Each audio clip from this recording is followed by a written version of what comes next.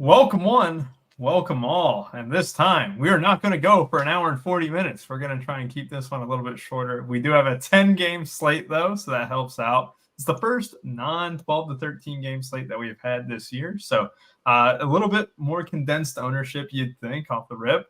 We also have a showdown at 9:30 in the morning because of the London game. We get the Vikings going against the New York Jets.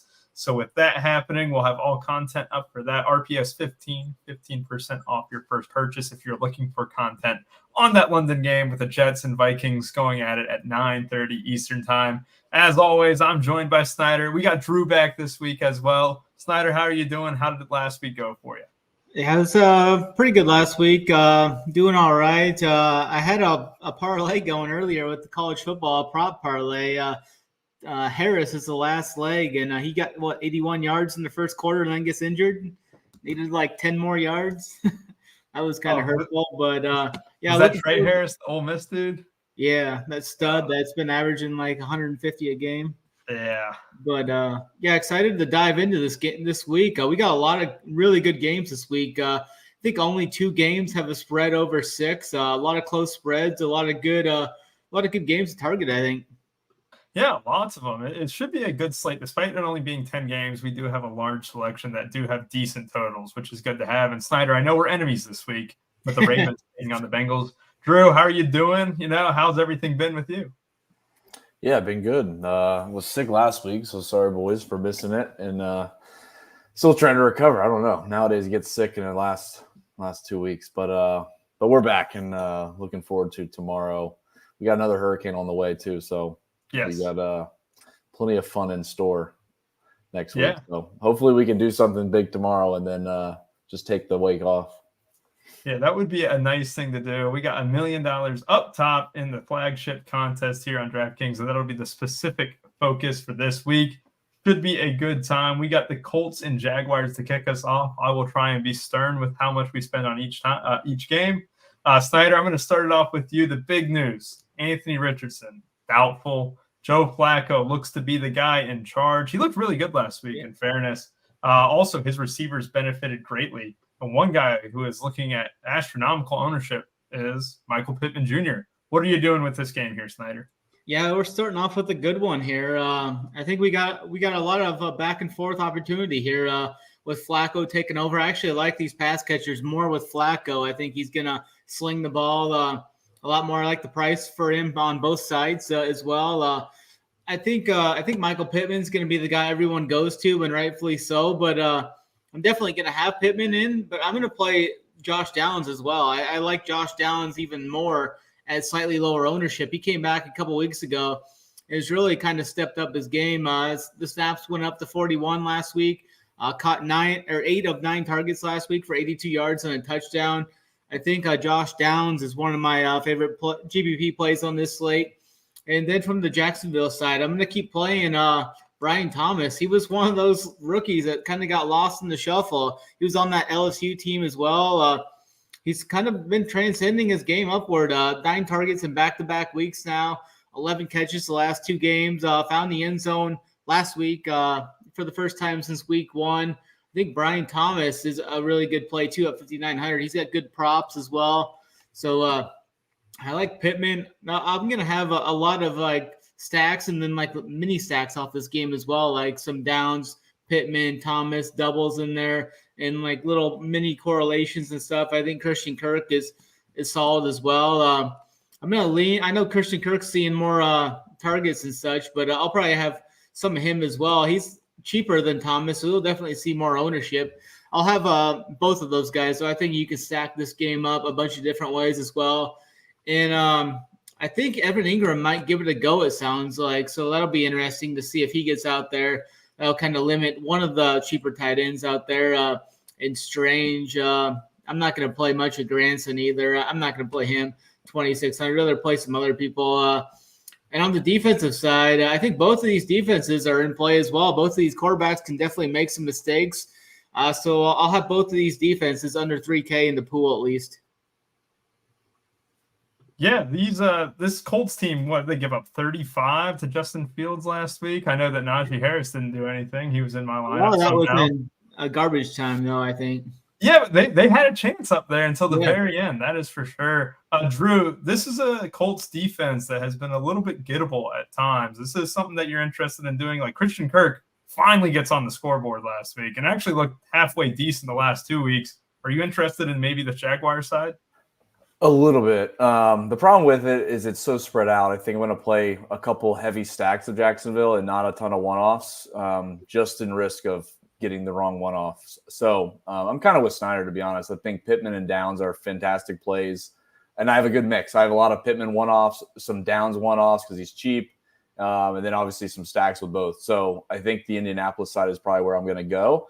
And then, like I said, I'm probably just going to do some full, 3 or 4 man stacks with Jacksonville, and it's going to be pretty light. It'll be like 10% of teams with those stacks. And I will say Trey Sermon is probably in play even at the price. If he's going to get a decent workload, probably wouldn't pair him with Michael Pittman, but because he is a little bit, it raises his price up a bit. But with Jonathan Taylor out, I think Sermon still. I can't imagine the SaberSim ownership is correct, but even if we bump it up, 10 more points, I still think he's a pretty good play at 5,700. But otherwise, I think I'm going to stick to the Indianapolis side for the majority of the exposure in this game. It'll be Pittman. Obviously, I think he's fine even with the elevated ownership, but with Downs and with Joe Flacco double stacks or just one-offs, you can't go wrong. I don't think with those two. Yeah, I think one thing to note, I think we were all part of that meeting too. When we were talking about SaberSim, you want to wait until the hour before kickoff to really run stuff and really see the ownerships change. And that is something I have noticed, and I didn't really put 2 and 2 together, which obviously you do that. But yeah, an hour before is usually when those ownerships start to populate. I'm with you. I'm not that interested in Trey Sermon at all. I mean, I don't know. It's kind of similar to the Cam Akers play the last 2 weeks, really, where it's just underwhelming. At the same time, Sermon, I think they trust his hands a little bit more than Jonathan Taylor. I mean, that is something that or pass blocking abilities, I should say, too. You've seen Sermon out there late in games, even when Jonathan Taylor's perfectly fine. And that's one thing going in his favor. But at 5,700, I mean, it's not like he's just a cheap punt, where he's 1K too cheap. Seems appropriately priced. I'm with you guys, though. I do like Josh. I love how electric he looked. He had a great camp coming into the year, too. Before getting hurt and, effing up his ankle pretty badly. But it's good to see him on the rebound. Let's go ahead and move on to the Panthers at the Chicago Bears here. So the Panthers are taking on the Bears in Chicago. Andy Dalton has actually looked really good. He looked great last week, too. There was a couple mistakes there that were, honestly, they were able to drive on that Bengals defense without any issue at all, which you kind of hope so. That Bengals defense is pretty awful. This is going to be a different challenge. But on the Chicago side of the ball, this Panthers defense is very gettable. Drew, I'm not going to be buying any stock in DeAndre Swift. All right, I'm going to sell all that good performance he's had. If that's his one and only good performance he's going to have, I'm selling that all the time. I do think Roschon could have a bigger role as weeks progress, but he did look damn good last week. As far as receivers go, there's not a whole lot of ownership projected to be on the Bears side of the ball. What are you doing with this game here? Yeah, this one will probably help our timestamps. Yeah, not super excited for this game. Most of my exposure is going to be Chuba Hubbard, and it's going to be very little and a little bit of Deontay Johnson. That's pretty much it. I mean, I do have some DeAndre Swift. I'm with you on selling him, though. I mean, I got him like 5% of lineups at the moment, and also have some Bears D. But I think this mostly is a skippable game if you're playing the Millie Maker and building a handful of teams. There just doesn't seem to be a lot of upside from a fantasy perspective. For me, though, I think Hubbard and Deontay Johnson will be the highest owned for me. Xavier Legette is probably fine. I'm sure I got that wrong. Snyder, you can correct me.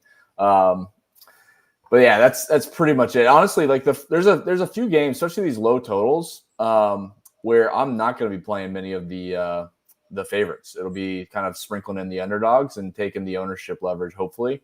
So we'll see how that shakes out. But yeah, this game isn't too much on my radar. I don't have too much Mingo from Carolina. It's probably the only guy that I'm not looking to play. Yeah, that's a good point. With Adam Thielen out, watching last week, Legette is what the announcers were calling. I always called him Legette. It's Legette, apparently, and he looked damn good. And it was a couple of times where I think he even had a couple of drops, really, where he could have had a much bigger day. I thought it would be Mingo. It ended up being Legette. He looks like a stud right now. And Snyder, I was wrong. I thought he'd be a wide receiver 4 coming in, not really having that much upside. And I'm completely wrong. Leggett looks really good. However, this is a tougher matchup. At the same time, 5,100, it's not the worst. Yeah, I think there's a few pieces in this. Nothing to like overly stack it, but I do like both running backs. I'm going to play a little bit of Swift just based off of the matchup. Carolina has given up at least 20 points to the RB position in every single game this year. With 3 games, I think 30, 30, and 40. They've given up RB6 or better 3 or 4 weeks. Just think the matchup is good enough to have him in the pool. So I'll probably be around the field on Swift. And then Chuba is right there as well. He's hit the 100-yard bonus in back-to-back games. And the Chicago rush defense has given up 23, 31, and 25 3 of the last 4 weeks. So I think there's good matchups for both running backs on this side. It kind of projects to be kind of that type of matchup where it's going to kind of be leaned on the run from both sides. I do like Leggett, though, as well, or however you pronounce his name there. He's another one of those rookies that just kind of got overlooked. He was really, really good in college as well. 10 targets last week, 6 for 66 in a touchdown. And he saw 87% of the snaps last week as Thielen went out. So I think Xavier is definitely in play there at 5.1K as a one-off. I'll have him in the pool for sure.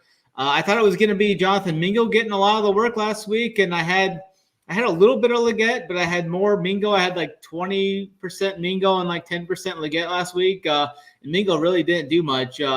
Only played 56 of the 70 snaps there, so I think Xavier is the way to go. But both of these running backs look to have good matchups on paper.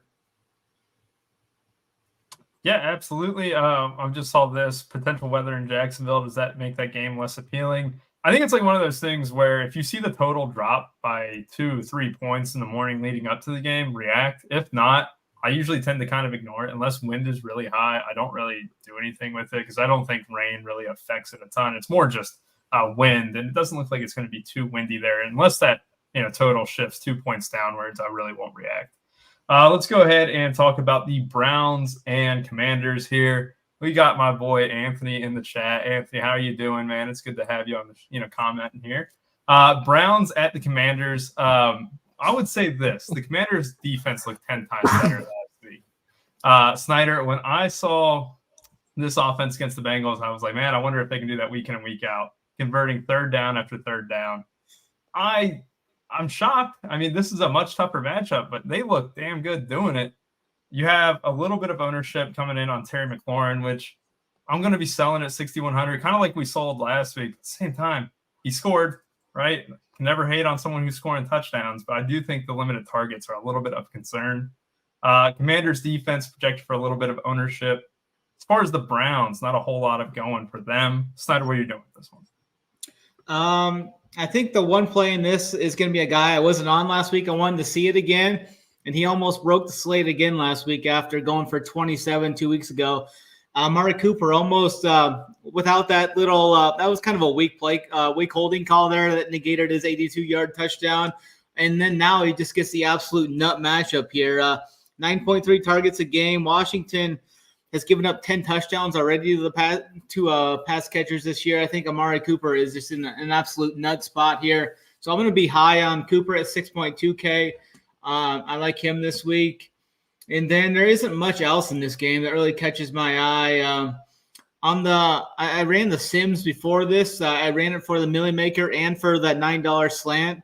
And Jaden Daniels was hitting a little bit at 7% in the $9 slant with that more even payout structure there. I think he's fine at 6,800, but I think I'm just going to mainly just be a one-off of Cooper. Maybe I play a little Deshaun Watson, but I just don't. Even when Cooper had that big game, Watson only scored 18 points, so I think it'd just be a one-off Cooper for me. But Watson did look a little better the last couple games. Yeah, he hasn't looked terrible, and it's okay. I mean, I still don't really love him at the same time. This is a nut spot here for these guys. Yeah. You're telling me there's not going to be a whole lot of ownership on them? Mangone went over a lengthy tirade last week, Drew. You missed it. He went over. It was like a 5-minute spiel about wide receiver ones against the Commanders, and Marvin Harrison ended up scoring, so I guess he didn't bust. But really, for 17 weeks in a row, wide receiver ones have killed the Commanders. Who's the wide receiver one on the Browns? Amari Cooper. What are you doing with the Browns here, Drew? I don't know, guys. I think there's a lot of volume to go around.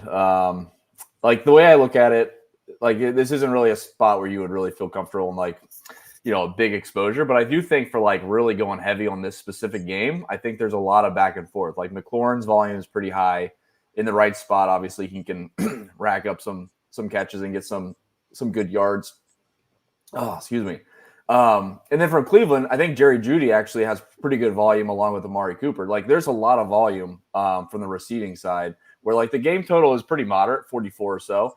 I think like this would be one where I would be pretty comfortable for any of the exposure that I have is pairing up, doing some game stacks to a certain extent and looking for those three pieces that are reasonably priced. I mean, Jeudy, McLaurin 6,100 and Amari Cooper 6,200. Honestly, that's probably the path I would take. Like this isn't a spot where I would be picking off one-offs, but and Amari Cooper's had good volume, like to Snyder's point, which is totally fine. But I do think like if you look at like their game logs, if we do a little bit of game log watching, the volume, like potentially, like if we get a little pace going, this could be a good spot for both sides, both receivers on both sides. And that's probably the angle that I want to take. Otherwise, it's not like a ton of exposure, but I will say like this game, I have a lot of pieces and I think it's going to be like mostly game script full stacks.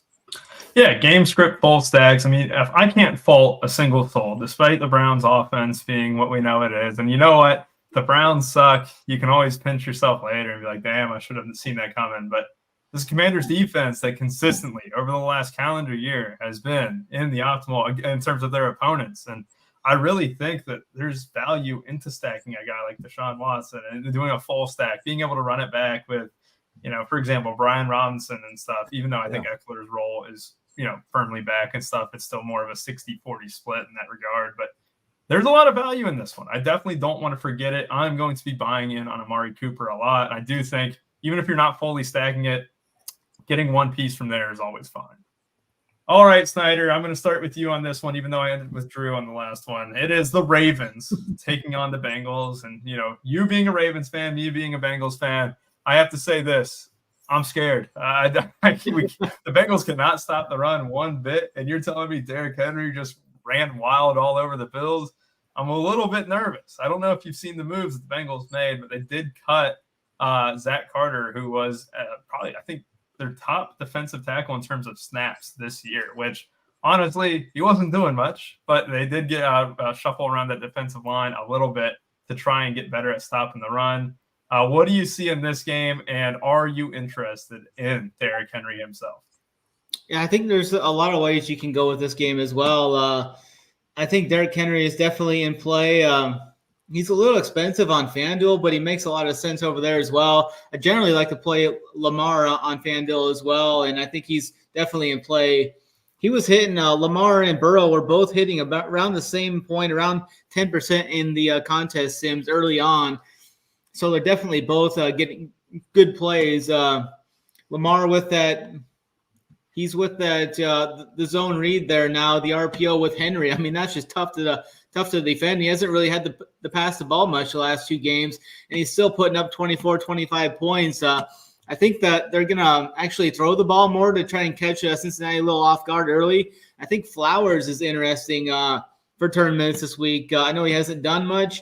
I think this could be a spot where they kind of throw a wrench into it and kind of give Flowers, that 10, 11 targets he got in the first couple of weeks. I think they could kind of change some things up there, and we could see Flowers back in that 20-point range where he ended last season hitting 20-plus points. I think like 5 of the last 7 games, hit 20 earlier this year. I think Flowers is a good tournament play because I don't think anyone's going to go there. We should probably see Flowers under 5%, I even think. I think Henry's going to probably see 15 to 20%. Lamar's the ownership at the quarterback always kind of be spread out, probably around that 10, 15% range. But and then Burrow, Burrow always they always kind of torch this Ravens defense too with Chase. Chase has had some monster games against this Ravens team. I know the Ravens are, I think Lamar's like 8-2 against the Bengals, but Chase has had some huge games against them. Last year he went for, I think he had one game last year, he went for like 30 or something like that. So I think Chase, Higgins is right there too. Higgins will kind of get lost in the shuffle at 6K with all those other receivers. I think we see Higgins probably come under 5% as well. So I think he's a good tournament play as well. I think there's gonna be a lot of back and forth here. Low spread, under a field goal. The total is up near 50. So I think we should see some fireworks in this game. And I don't think I'm going to go to Mark Andrews again. I just haven't played him, and he's all the way down to 4K. But this could be one of those spots where they lean on him. His snaps are just so far down. I mean, he's only playing 21 and 26 snaps in the last 2 games compared to where he was last year. He was playing, 60, 50, high 50s and 60s snaps last year, and likely is the one that's playing the more snaps this year. He's still up in that high 30s range, and Andrews is kind of a little lower. But, yeah, it's going to be a good game. I think there'll be a lot of points in play. Eric All at 2,700 is one of my favorite cheap punt tight ends, 4 catches in 3 straight games. I know a lot of people are going to go to Kraft, but I think Eric All at 2,700 is a good play as well. Yeah, we've been talking about how the tight end position has been underwhelming for quite some time now. And you look at it last week, even Brock Bowers busted at heavy chalk, and Elijah Higgins didn't do that great at heavy chalk. And you're looking at guys who you can kind of pivot off of. And as a Bengals fan, Eric All, he looks to be like a guy that Joe Burrow just trusts and checks down to quite a bit. And this is a prop made in focus. I love how you brought this up. I'm actually on that over on catches where I like the plus money on it. And this is a game where I think you have to attack the Ravens through the air. I had a good stat, Drew, going into last week, which completely got busted up because the Bills got killed. But the Ravens were last in the defending against the pass in yards per game and first against the run. And obviously they ended up dominating the Bills. It did not matter. But what you want to do against this Ravens team is throw the ball. Is this a game where, look, Henry's going to be chalk, but I also think you can stack it up with leveraging like Lamar with Zay Flowers, right? Like Snyder, when you brought up Zay Flowers, it reminded me last week of Deontay Johnson dropping 2 long balls that could have easily gone the distance. There's a chance Zay Flowers does the same here, Drew. Are you looking at him as potential leverage off a very chalky Derrick Henry? Not so much. No, I like the other side a bit. I'm going to definitely play some Derrick Henry chalk. His stat lines this year have been pretty strong. Zay Flowers, weeks 1 and 2 were pretty good. The last couple of weeks were definitely going in the wrong direction. This total looks a little bit better, so we should see, a tick up. But he's fairly expensive, and I feel like there's some other plays that I'd rather gravitate to, especially if I don't feel comfortable stacking him with Lamar, or I think Derrick Henry is going to seep into some of that performance. So for me, it's really Cincinnati's side. And I think T. Higgins is probably my favorite play from this game. I think since he came back in week 3, like his volume has actually ticked up above Jamar Chase. I know Jamar Chase is still their number 1. But I think T. Higgins at 6K is probably the guy that's going to get overlooked. And Steiner kind of mentioned him getting lost in the shuffle. But yeah, you could play Burrow with Chase and T. Higgins. I think that's totally fine. But I think Higgins, honestly, is probably the guy that will just be overlooked in the Millie Maker in general, and has seen the same type of volume that Jamar Chase has seen. Hasn't seen the same upside yet. But as far as getting targets, 6 and 10 the last 2 weeks, and Chase has been staying flat around 6 or 7. So I think that's probably the way that I would get different, is playing T. Higgins with you could even play him with Lamar Jackson as the QB from Baltimore. But honestly, it's probably the way. I'm going to eat some chalk with Henry, and I'll probably get different from the Cincinnati side, not from the Baltimore side. And I would rely on Snyder a bit more from the Baltimore angles. But I think the Cincinnati has a lot more upside as a whole from the team than potentially you're stacking Baltimore and you get lost with Lamar, or you get lost with Henry, and you got a couple of teams that are dead because you have a one or two snowflakes. So that's my concern. But I think Cincinnati as a whole has the Millie Maker upside that I would want. Yeah, it makes sense. I'm with you guys. I mean, it's tough, right? The Bengals defense, we know it's fairly awful at the moment, especially the run defense. You saw Chuba Hubbard absolutely drown some just last week, and that's not a very good running offense.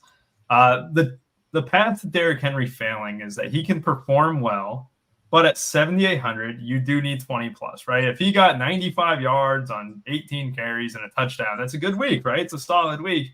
He wouldn't be optimal in that case, right? That's the one path that you're kind of going for. Is that he can do well, but still not be optimal. I think he's fine chalk. At the same time, I do think he's very touchdown reliant. But yeah, I'm with you guys. Love this game in general. Now let's go to a game that's probably we'll spend less than a minute on. It's the Dolphins at the Patriots. Other than the defenses, Drew, do you have much interest in this one? Because the Patriots defense is very chalk, it looks.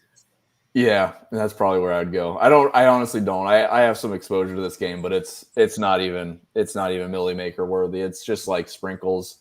And that's it. Patriots is going to be, 10 to 15% owned. So I guess 15+% owned per saver, but that's probably the only spot that I would take. I like it. Snyder, any interest in this game at all? Not too much for me. I may get a couple sprinkles of Antonio Gibson at 5.1K. He's going to get the start. You just never know how much he's going to play, but he's hit double-digit fantasy points in 2 of the last 3 games and should get some more run here. He's only played 16, 19, and 22 snaps the last 3 games, so his snaps are on the rise. He's going to get the start here. I think he's fine if you want to throw him in at 5.1K. He's going to be definitely low owned. I don't see that many people going to him. Probably maybe around 5 to 10%, maybe. But yeah, I think I'll have a little bit of Gibson sprinkled in. I'm not going to play a chain, not going to play any of these wide receivers. So yeah, I think it's just a little Gibson, and that's about it. I think I'm going to play a different defense. I think I'm just going to lock this defense later on. So maybe some Patriots defense. I don't know. Yeah, I like it. I think the Patriots defense is not bad chalk. I mean, you saw it last week with Huntley. Not fully adjusted to the system. It's also a shorter week for the Dolphins here. I don't want to get too cute. I mean, Dolphins D is not bad, Chris. I think that's a good point too. Like, you can play either defense in this spot and you'd be fine. But skill player wise, I'm out. I don't really love it. Let's go ahead and move on to a much, much better game. Stephon Diggs revenge game. Snyder, talk to me. Bills, Texans. Yeah, I love this game. I love CJ in this spot. I think the Texans are going to get him here too. I know a lot of people are talking up Buffalo there, but they played some pretty bad teams to start this year. They blew them out though, but they got a little medicine last week, and I like to play CJ as an underdog or as a favorite of less than 3. He's 6-2, I believe. To start his career as a 3-point favorite less. I don't like playing him when he's a big favorite. He kind of has faltered in those spots, but these big time games, he's definitely gotten up for last year as he led the team to the playoffs last year. I do like I like the Steph Diggs call there. People tried to make him work last week a little bit, but I thought this was the better spot. He still did good last week. I mean, he still had that rushing touchdown. He scored 3 touchdowns now on the season, 18 plus points in 3 of 4 games. I think this is the eruption spot for him, though. He's going to be seeing a lot of work at the middle of the field. Buffalo really struggles to guard the middle of the field as well.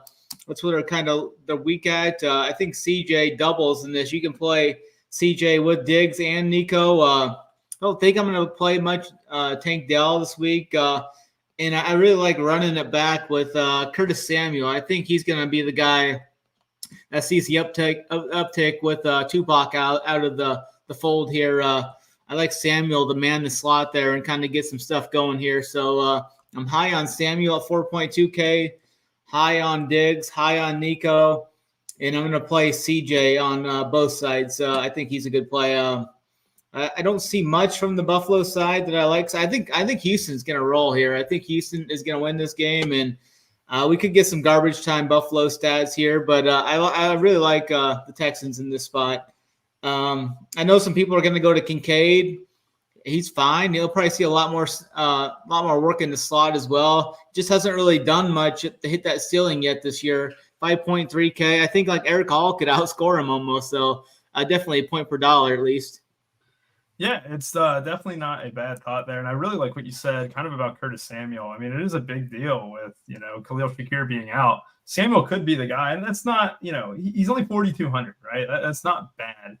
Drew, what's your interest in this game? Because Houston being at home, I like this so much better. If Houston was on the road, I'd be a little nervous, but I love them being a host to the Bills here. What do you think? Yeah, it's going to be a pretty boring review, and I'm just backing Snyder on all these plays. But yeah, I'm with you on Houston. I think I said this in week 2 or something like that. I had a take on Tampa Bay and then Houston as like the big scoring teams for the year, and I'm going to stand by that. I think Houston's going to be the team to stack for tomorrow. I think there's Nico Collins, obviously, he's just expensive, but it's worth paying up for. Diggs, I mean, the pairing them two with CJ Stroud's expensive, but it's a really good stack. I think you should try to figure out ways to get them in. The Tank Dell thing probably just going to be out. I'll be there with Snyder. He was out last week, and I just don't see any reason why you would play him over. I mean, even with the savings, that's probably where people would get trapped, is if they're trying to stack up this team and they get paired with Tank Dell just because of the pricing. But I think, honestly, the proper way to stack this is you take CJ Stroud with Nico Collins and Diggs. You can take one of them if you want. But I think the problem is if people get stuck with Tank Dell, Dalton Schultz is okay, but that's probably the main risk. As far as Buffalo goes, though, I'm not too excited. Like, honestly, the efficiency just sucks. Matt Collins has gotten decent volume and just can't catch a pass. So Curtis Samuel is probably the guy that I would run back if I wanted to do some run backs. So I'm with you there. Otherwise, that's probably it. I mean, if my tight end spot is a little bit scarce, I'll probably play some Dalton Kincaid. But yeah, I'm with Snyder. I think Houston is the side to play. I mean, Josh Allen has to do something magical tomorrow, but I think the whole Houston side for DFS is the stacking side. Yeah, I think when I looked at Nico Collins and stuff, and you're just seeing a stud. I mean, you really are. And I got asked the question the other day. It was Nico Collins or Jamar Chase for the rest of the season. And it's a much tougher question that, like, because coming into the year, Jamar. Oh, yeah. And now it's like, I have zero idea. I actually think that Nico, you could lean that way. I still said Jamar, but man, Nico is no joke. He's clearly the alpha in that room. Big fan of him here. I don't think I'm going to do James Cook on a full slate for 7K. I just think that, I think 65% of the work there is fine, but I'm with you guys. I mean, this is a decent game to stack up at the same time. I almost want to give a little bit of respect to Buffalo. Despite getting killed by Baltimore last week, some of their games have been a little bit sluggish at times. So I don't want to get too carried away with it, but we do know that there's plenty of value in this one. Would you guys believe it or not? We're only 33 minutes in, and we only have 4 o'clock games left. Oh, that is nice. So I can actually kind of relax a little bit. Well, it just gives us more time to find our value. That exactly. The Billy Maker play of the day. Our play of the day. Here real quick, I just want to make a mention here. RPS 15% off your first purchase here. We'll have the London Showdown stuff up here very shortly as well. And hit the like button for us, please. We greatly appreciate that. It allows us to keep this content free. And let's go ahead and move on to the 4 p.m. games. It is the Las Vegas Raiders taking on the Denver Broncos. And unlike Devontae Adams, who has quit on his team, we do get a couple guys here who are going to be very interesting. Samir White, out. Michael Mayer, out. Devontae Adams, out. What does that do? Alexander Madison is brought in. Heavy chalk, 5,200. Actually, not bad. I'm kind of very skeptical on it, but 5,200, I like him more than Sermon, I think, which we'll talk about here shortly. Brock Bowers, not the worst, target. I think coming off a bad week, there's a lot to be had there. Jacoby Myers looked really good in that second half. Trey Tucker looked really good in the first half. There's value despite a tough matchup. Drew, I have way more interest in the Raiders side than the Broncos. Are you thinking the same way, or maybe you on the Broncos side? No, I'm with you, but I'm trying to pump the brakes a bit because the total still isn't that appealing, and it could just be a trap spot with a lot of value, and it's a slow game and doesn't get there. It's interesting though. I do have a lot of Madison, and I do have a lot of Trey Tucker, but I also have a ton of the Denver Broncos defense. So I'm playing a couple different angles here, but I do think I'm with you there on Sermon, like brought it up a couple games ago. But I do think Madison is probably the better workhorse play. If they actually can move the ball decent against Denver, Alexander Madison is probably the guy that they're going to lean on quite a bit. And then Trey Tucker at 4,100 is just really cheap. So like I said, there's plenty of value here. It's just a matter of, is the game actually going to do anything to get these guys over the line? Brock Bowers is probably a decent bounce back spot. I think his ownership is probably a little bit elevated versus what it'll end up tomorrow morning. That's just my gut feel on that. But there's not a ton of love from the Denver side besides the Broncos. I probably am going to play some Javonte Williams with some of those Broncos teams, but it's like a wishy-washy type of situation. Like the Las Vegas side looks really good from what opened up based on everybody being out, but I still want to be a little bit cautious. So that's the only thing I want to do. So I'm going to play them, but I just know that there's a pretty good risk of this game being 7-3 or something stupid. Yeah, I think that is definitely the risk. And I'll say this. I am not clicking Javonte Williams tag tomorrow at double-digit ownership. That is not something I'm very interested in doing at all. It's a three-way split in that backfield. Javonte may get the lion's share of it, but Jaleel McLaughlin got the goal line carry 2 weeks ago or something like that. It concerns me greatly on how that backfield is treated. Snyder, let's talk about defenses real quick, because the most popular player in this game, and so far in the slate, I think they might be one of the more popular clicks right now. In Sabre, we want to check that the hour before leading up to the slate. But the Broncos being incredibly popular, I don't know. I feel like for defenses with how variant it is, like I'd rather go elsewhere than playing a very chalk team that is honestly a 50-50 matchup for me. I think I'm just gonna lock the Denver defense. Actually, I think this is a great spot. We got a low total here, like 36. I think this is gonna be a slower game. They've had 12 sacks the last 2 games, couple fumbles, 3 interceptions this year. I think the Raiders kind of got up last week for all that turmoil was going on. They all kind of rallied and got up. I think this week they come crashing down on the road here at Mile High. I think this is going to be another slow kind of game like Denver's been playing a bunch of these just slogs, 10-9, 13-6, some of those games. I think it'll be something like that. I know Tampa beat them 26-7, but I think they're going to kind of control this game from a defensive side. I don't think the Raiders have the ponies to compete here. I know Bo Nix is not going to do much in the Denver defense. It'll probably be like 10-3 or something like that. But I think Trey Tucker's fine for a one-off. He could definitely catch 5 or 6 balls for sure, 4,100. But I think I might just lock the Denver defense. They've scored over 10 points 3 of the 4 weeks. They didn't score. The only week they still scored 15 points, even when they got blown out by Tampa even. So I think that the upside that they bring with the sacks and with the fumbles and turnovers, they haven't really allowed much to quarterbacks either. The last 3 weeks, the best quarterback has only scored 11 points against them. So they must have got some turnovers or something against Denver, Tampa, when they won 26-7, because they really didn't do much from the standpoint there as well, looking at total fantasy points allowed by the defense. So I'm going to be on the Denver defense, and that's about it for this game. I will say, too, Minshew's got 5 interceptions and fumbles in the first 4 weeks, so there's some upside potentially for the Broncos.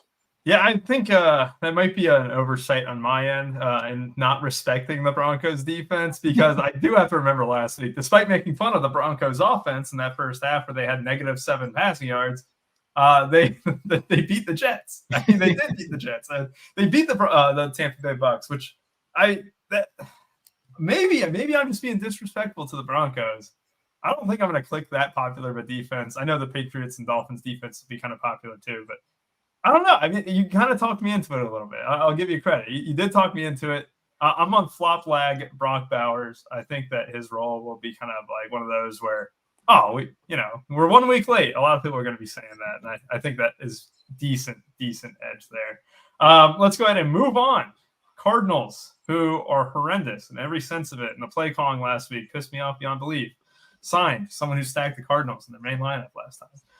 Taking on the 49ers, who, honestly, Brock Purdy looks like a stud. I'll just say. Like, Brock Purdy, it looks really good week in and week out. This Arizona Cardinals defense, Snyder, is almost as bad as the Bengals, in my opinion. They were not able to get off the field on third downs. I fear on how they're going to look like against this San Francisco team. I'm very, very high on Purdy, very high on Debo, Mason. This seems like a stack that I could go, quarterback +2 almost. What do you think? Yeah, this was definitely the highest outcomes in the Sims I ran. Love was up, or Purdy was up there. Purdy was a top QB, 30% to 38% on the 2 contests. Debo was 48 to 54%. Mason was 43 to 52%. I've been playing Mason every week, and his price tag is now up over $7K. He hasn't won you the slate yet, even when he was priced at $6K. I mean, he's done fine. He hasn't won you the slate though.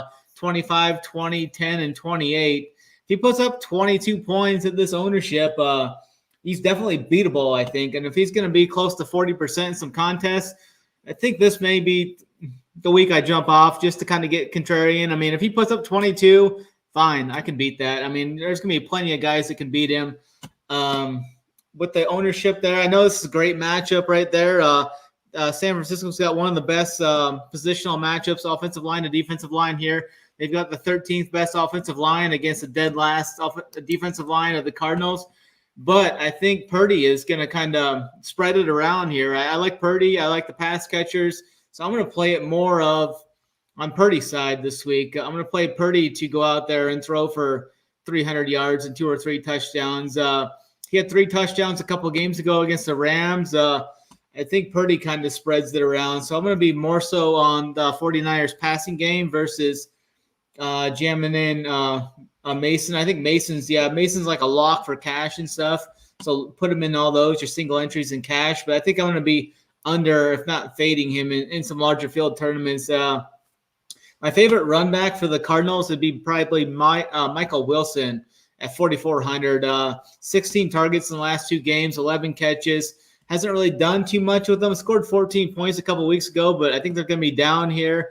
I like Michael Wilson to be the guy to kind of lead them back. I know Marvin Harrison's there at 7,500, but I think point per dollar, I think I like Wilson a little bit better. I know Trey McBride looks like he's going to be back. He's fine at 5,900 just with that tight end position. Kittle's probable now. He's right there around that same price tag of 5.6. I'll have some of him with some Purdy, but I think I'm going to lean towards the San Francisco passing attack more this week than the 40% on Mason.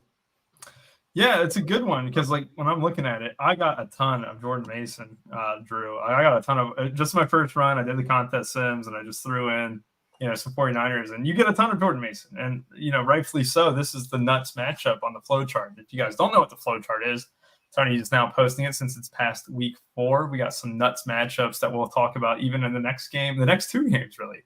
There's a lot to be had here in the 4 o'clock games.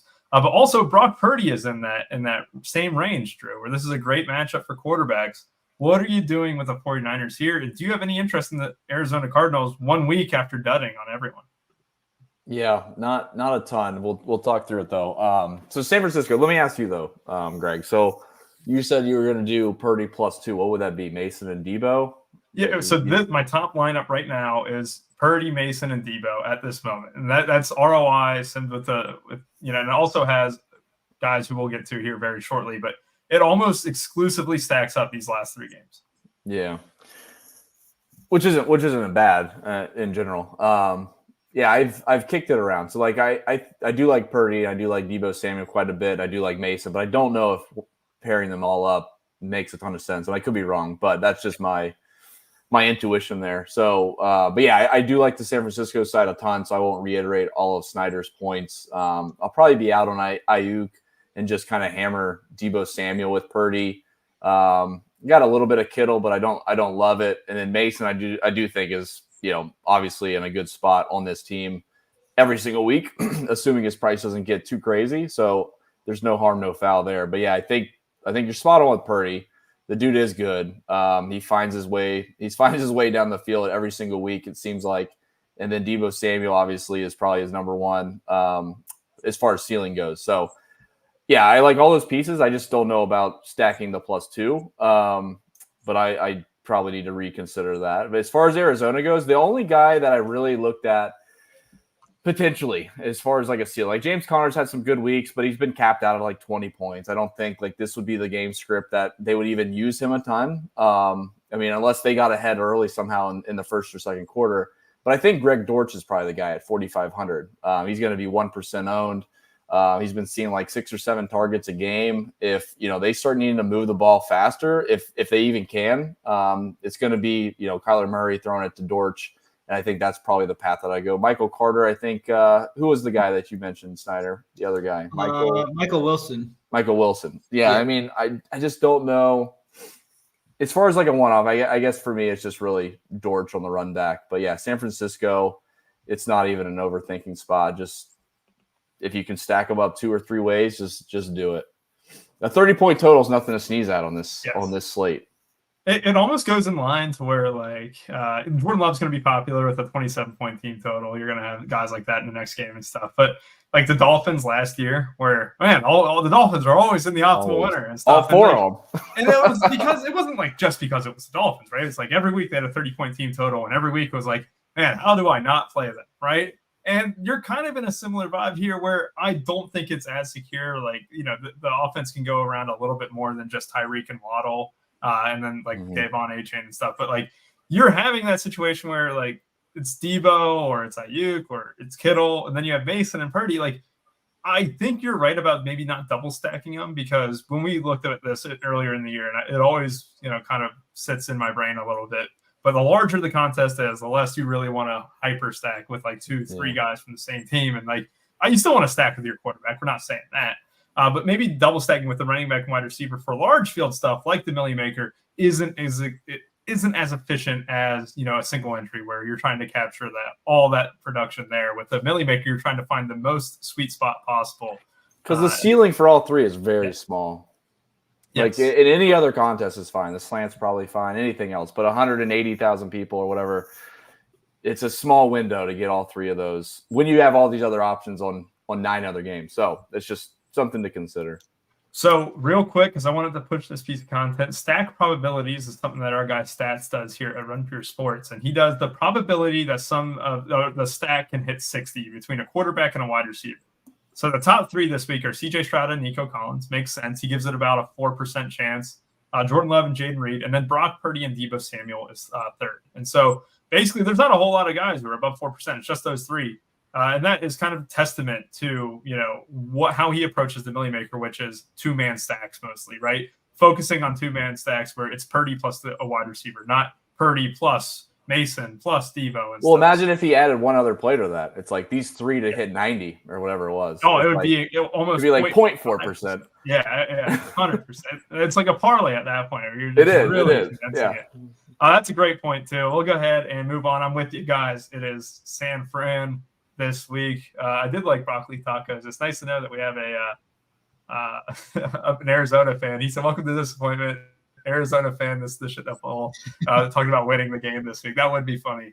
Now the most important game on the slate here, and it is the Green Bay Packers. So if you're not really accustomed to what's happening in Green Bay, Christian Watson's out, ankle injury. Romeo Doubs suspended. So what does this leave me? It leaves you with my boy, my favorite best ball pick, like kind of one of my top guys. I'm very hyped about this week. Dontavion Wicks, who is only 5K and likely to be a very high owned. I think, especially in single entry contests and stuff, you can expect him to eclipse 30, 35%. This is a good matchup for Green Bay. Like if you were coming into this, even without the injuries and stuff, which we always know that even when guys were out last year, these receivers did well. I think LaFleur does a great job scheming. But like this is just a good spot for Green Bay. And then you have all these injuries on top of it where I feel like you're just getting guys who are very good in cheap matchup, who are too cheap in a good matchup. Drew, when I looked at this game, like it's hard not to get 2 guys, like especially on the Packer side. The first lineup has Jaden Reed, Tucker Kraft, Whittington, Kyron. That's a lot of guys from this game, especially without a quarterback. I don't really love that, but it is one of the testament to like all these guys are too cheap. I mean, sans Kyron Williams, because we know Jordan Whittington did play a ton of snaps last week, but Kyron Williams is about appropriately priced. But a lot of guys in this game are too cheap. What are you doing with it? Yeah, I thought you were going to say Jaden Reed. That was my guy for best ball all year. But see, that was we'll get to that later. I'll talk about best ball later on. Yeah, that's the play that I would have taken. I think Wicks had a huge week last week, which is totally fine. But Reed at 6,500 is the guy that I would want to be targeting the most. The biggest issue with this Green Bay side is like there's other teams with similar totals, and they're like half the ownership or less than what these players are currently seeing. So that's like the biggest red flag for me. I still think they're great, as fillers in lineups, but like to your point, what are you going to stack them with? You can't stack all of them with Jordan Love. You're going to be eating yourself up. But I do think as a whole, this game from Green Bay's side is fantastic. I think Reed's probably my favorite receiver. I do have a good bit of Kraft. He's 3,500. If they try to do some checkdowns, that's probably a really good path for a $3,500 tight end to get there. But like I said, they're all going to be 20 to 30%, if not more. But that's the issue. I don't know how much Jordan Love I'm going to get. Again, that probably would be the mistake as far as like if you play this side with a bunch of one-offs because they're too chalky and they do go off, and you didn't have a Jordan Love +2 like in this type of spot, that would probably be the angle that you miss out on one of those stacks because of the value. So that's probably it for me. As far as the other side, it's really Kieran Williams from LA. I don't know. Like I said, we just talked about a tight end from Green Bay in a pretty good spot at the same price almost. So like Colby Parkinson, I'll have a modest amount, but nothing crazy. Otherwise, I'm really not too excited for the Rams side. Kieran Williams makes a little bit of sense if you can spend up at the running back position. But yeah, I think it's really depending on what you want to do with Green Bay. They're all going to be really popular, so you don't want to kind of eat into too much of that in the Millie Maker. And then you don't really want to have too many one-offs. That's probably the biggest risk. It's like determining if you want to stack them up and just eat the chalk with stacks, or taking some one-offs like myself. It's Jaden Reed, but that's probably the angle that you got to decide. Yeah, it's not a bad idea at all to kind of, I wouldn't say timid, but like you'll want to have a Green Bay Packer at the bare minimum, it feels, right? I wouldn't say in every lineup or whatever, but like to me, it's very hard to avoid one of Kraft, Reed, Wicks. And then you're also throwing in a guy like Josh Jacobs, who's hitting like 20% of these teams and stuff, where it's very hard to avoid all of Green Bay.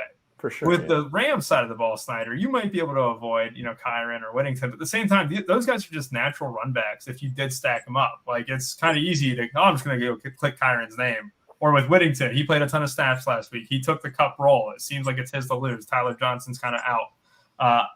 Is this a game where you could see yourself playing 3-4 guys from? I know that we just down-talked the double stack, but, I mean, with Green Bay, it's more viable than any other spot, I think, this week. Yeah, I'm actually on the Rams higher than I am the Packers. I think this is kind of a trap spot for the Packers, kind of like that Rams versus 49ers game we saw a couple weeks ago. Nobody expected the Rams to kind of keep up with the Packers. There were a couple of really sharp groups that came in and hammered the 3.5 when it was there. Sitting at 3 now, the total is up there. I think we're going to see some good back and forth here. I think this is going to be a tight game. I lean to the Rams taking this game. I do like Kyron Williams quite a bit. He's one of my favorite plays on the slate. Green Bay's given up 23.7 points to the RB position through 4 weeks this year. So it's a good matchup. They're at home. I like the spot for him. So I'm going to be heavy on Kyron this week. I know he's probably going to be pretty popular, 25 to 30%, but he's going to be a core play for me this week. I like him. I think that the Green Bay guys are definitely good to run it back with their Wicks. Reed, definitely going to be too popular, guys. I know Reed was way up there and Wicks are both up there in the Sims that I ran earlier, so they're strong. I like Whittington at 4.6K as well. He kind of stepped up last week. I figured the targets were going to get there. Played 59 to 61 snaps last week, 6 of 8 targets, caught for 62 yards. I think Whittington is a good mid-range 4K play. They're at 4.6. I'll be high on him. I think Bo Melton's even in play at 3.3K for the Packers. I think he's a fine dart throw. He's going to see his usage go up without what's his name in there that got suspended, Dubs. But I think he's fine. I know that the chalk play is going to be Kraft. He was hitting the Sims anywhere from 58 to 73%, depending on the contest I was looking at. 3,500. He's a good play though. I mean, he's the cash play for sure. 9 targets last week, 6 for 53 and a touchdown. Definitely a strong play at 3,500 and a tough position to tight end. So he's definitely a guy I'm going to get overweight on. Parkinson's right there too, 3,700. Probably will be about 10 to 15%, but definitely lower than a Kraft will be. So I like this game as a whole. I think we're going to see some back and forth. I lean to Kyron Whittington, but I definitely think Green Bay is going to put points up here. So all those options are good. I know I've heard around the industry in a few spots, Josh Jacobs, his name's kind of getting talked up as the pivot to the Jordan Love stuff. So I think Josh Jacobs is going to come in higher owned than people think tomorrow. Yeah, my argument for Josh Jacobs is that Emmanuel Wilson's role is much more of a factor than I think most people give credit for. And I think that it's not just give Josh Jacobs 25 touches and that's it. It's like, hey, we're kind of being careful. We're running the ball, on a great day, right, where you have the lead and stuff. We'll give him the ball, 18 times and Emmanuel Wilson might touch it 12, which honestly seems like the case in a lot of factors. You've seen Emmanuel Wilson kind of be playing that much. So, like, I think it's not a bad pivot. Don't get me wrong. I mean, leverage is leverage. And there's a reason why people are talking up Jacobs, because the pass game is going to be incredibly popular. But that's the reason why I'm off Jacobs just slightly. It's just because Emmanuel Wilson is a factor there in that backfield. Like what you said about this game, let's go ahead and finish it up, guys. And when you're not talking, get that sub 8% winner for me, so that way we don't spend too much time on the play of the day stomp. So I'm going to go ahead and talk to this one here, Snyder, because we have Devin Singletary, who's likely to miss, or if he's not already signaled out, he's doubtful. So Tyrone Tracy seems to be the guy behind it, and I'm a big Tyrone Tracy guy. He's also a very good receiver out of the backfield. What are you expecting from this Giants backfield, along with Malik Neighbors being out, where you're going to have a guy like Jalen Hyatt potentially step up and play a lot more snaps, but Darius Slayton and Wandale should still carry the load there? Yeah, I'm right there with you with Tracy. He was another guy that was pretty high in the Sims there. I think he's got good passing upside. I expect the Giants to be down here, so I think they're going to have to lean on him in the pass game role there. So I think he's a fine target at 4.3K. He was popping for sure in the models and such. So Tracy's fine. Kenneth Walker's definitely going to see some ownership here. Comes off of a game against like the worst matchup. Hasn't been a running back since McCaffrey in like the last 30 games to run for 70 yards against the Lions, and he runs 3 touchdowns into the end zone in that showdown slate. It was not good for me because I was on a full fade of Kenneth Walker, and it didn't end up too well for me there. As I was higher on Debo and some of the other pass catchers there. But yeah, I think Kenneth Walker is definitely fine. Much better matchup here. They should be well in front in this game, should be leaning on the run late. So definitely makes a lot of sense to play Walker here. DK Metcalf has just been seeing some great volume with this new OC there. Been a much more pass-centric.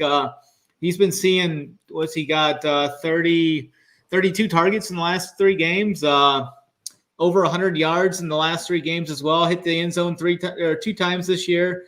DK Metcalf's definitely a solid floor play with some upside. My guy Wandale, he was the key to me in that showdown slate. I had him in the captain. Had a big game there. He went. His usage has been going up the last 3 weeks, and the snaps went from 4 targets to 8 targets to 14 targets last week, and now he's going to be leaned on a lot here in this matchup. I think as they should be down, he should be getting a lot of those low A dot targets again. Jones is kind of leaning on him for those smaller targets there. Caught 11 passes. I think this is another spot where he can catch 7 to 10 passes in this game at 5,600. Still think that's a fine price tag. I think Jalen Hyatt is a fine dart throw at 3,100. Like you were talking him up a little bit there. He's fine. He'll be thrusted in there a little bit more. I've never really been a Slayton guy, so I probably just will continue to not be a Slayton guy. So I'll be off of him there. I do like Wandale, Metcalf, Smith and Jigba. He's not a big fan of the new OC, but yeah, I think Wandale is strong. Both the running backs are strong in this matchup as well. Yeah, it's I didn't realize that Wandale's prop was 6.5. I mean, it makes sense because all his throws are around the line of scrimmage and stuff, but it is like a little bit of a shock factor when you see a Wandale Robinson with one of the higher reception props in the slate. Drew, I like Tyrone Tracy a lot. I mean, Kenneth Walker, it's one of those things where I could just kind of bow my head and be like, man, that really sucked for the classic and showdown slate that we had on Monday. But I was like, it's good for best ball, right? You always had that best ball flag where I was very high on Kenneth Walker. But at the same time, like, you're just losing money in the current. But hey, maybe in the future. Exactly. That's like your hedge, your pre-hedge. Oh, my. I'll tell you this. Kenneth Walker, though, he looked brilliant last week. So you made a good point. Like, that stat against the Lions, and he just goes out and just bashes 3 touchdowns in. He's going to be very popular today, Drew. Is that someone that you're looking at? I think this is where I'll be different, guys. I think Saber's jamming in the running backs on both sides here. Yep. I think there's risk for Tracy to get cut into with Eric Gray a little bit. And, I mean, the price for Tyrone Tracy is, like, very easy to stomach. So it's not like there's still risk, but, like, it's better than if he was, like, 6K or something like that. But I think there's risk there. And then I think from, like the Seattle side, like, with that team total, I don't know why people wouldn't want to, start stacking up Geno Smith with Jackson Smith and the Jigba or DK Metcalf. Like we just talked about not doing that. It goes back and forth with the pricing. But like to me, and I assume you guys are getting fed the same thing. Like it looks like I'm getting scripted a running game. And I feel like with that team total with Seattle, that would be the low owned stack to play would be Geno Smith with DK Metcalf or with Jackson Smith-Njigba and fade Kenneth Walker after his big performance. So like that's kind of the angle that I would take. As of now, I got a shit ton of Kenneth Walker, but like I'm just thinking through it. And if everyone's going to get fed that, the contrarian side of me wants to say, okay, well, I'm going to play the passing game heavy. Even the New York Giants game, or the New York Giants side, I've played too much Daniel Jones with Wando Robinson and Slayton. You might as well throw in a few and see what happens with some runbacks from Seattle with DK Metcalf or something. So I'll be a little bit different to finish off this show. But like I said, I feel like the ownership can say one thing and the game script from Sabre can say one thing. And if we're all getting fed the running back side, I really want to take some different angle here. My counterpoint would be a losing script for Tyrone Tracy would only benefit him just because of how effective he is out of the backfield. He was really good at Purdue out of the backfield. He's a former wide receiver. Is that right, Snyder? Right? Is he a former? He's kind of like a wide receiver converted running back. I thought. I could be wrong. Oh yeah. Yeah, I could be wrong, but I'm pretty sure that's what he is. And like with his ability to kind of just get out in space and stuff, I would be okay with him trailing. But at the same time, I'm with you where stacking both running backs from both sides for. We're being fed that on Sabre. And I think, like I said, I think all but one of my players, which is the defense, coincidentally, is from the late slate of games, which is kind of funny when you just think about it. So 8% or under is the game that we're playing for the Millie Maker. So Millie Maker play of the day. And yes, Chris Ostro, big Yankees win. Absolutely. I had a money line on them when they were dogs, so I'm kind of happy about that. Drew, I'm going to start with you. All right, I want your under 8% owned play of the day. I told you. I said you couldn't slack. I told you to be prepared coming into this one. Who is that gem, that diamond in the rough? I need more time than the last. You weren't ready. Are you serious? I wasn't ready this time. I wasn't ready. You know what, Snyder? You're my A+ student. What is it? I got one. It's a guy that I was almost going to go to last week. He kind of got robbed last week. The nut matchup this week, I'm going with Amari Cooper to put up a 35 spot this week. I love that. Amari Cooper coming in. And again, if these guys are over 8% on Sunday, it doesn't matter. Right now they're under. So that's perfect. Amari Cooper, I really, really like that one. That one went over my head. That would have been one I would have chose if I saw that. Drew, who is the sub 8% gem of the day for the second time? Can I take another player from the same game as Snyder? Is that contradictory? Absolutely. We call that a game stack. Jerry Jeudy. Whoa. That's a rival pick right there. You should, like it. Double. Right. Should I go Deshaun Watson then? Should we just go? We're basically building lineups here. No, I have morals. I'm gonna go San Francisco 49ers. And I'll feel bad if he doesn't come in under 8% because I really like this play. Deebo Samuel, I think under 8% right now. I think that's a little bit kind. I think he comes in just a little bit above that. We should get vetoes. We should get vetoes every week. You should get every season. Do you think he's above 8% for sure? I'll pivot.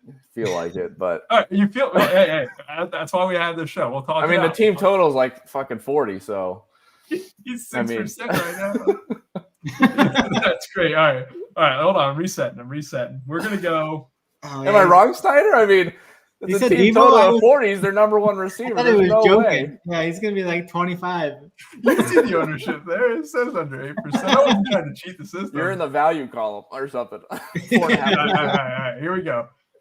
This is if I'm punting tight end. And this was brought up in the chat too and stuff. Snyder, you mentioned it. I like Eric All. If I punt tight end, which I've been doing all the time this season, Eric All is someone who I think I can trust a little bit. 4 catches. What is that? The famous line from Wiley. It's 335 and 1. I think he is capable of that. I genuinely like Eric All. I think Burrow loves him and that he can make plays after the catch a little bit. Going with the rookie tight end from Cincinnati. Well, he's from Iowa, but yeah, from the Cincinnati Bengals. So let's go ahead and good luck this week. Thank you all for watching. Hit that like button for us, please. For Snyder, for Drew, and I. Have a great rest of y'all's day.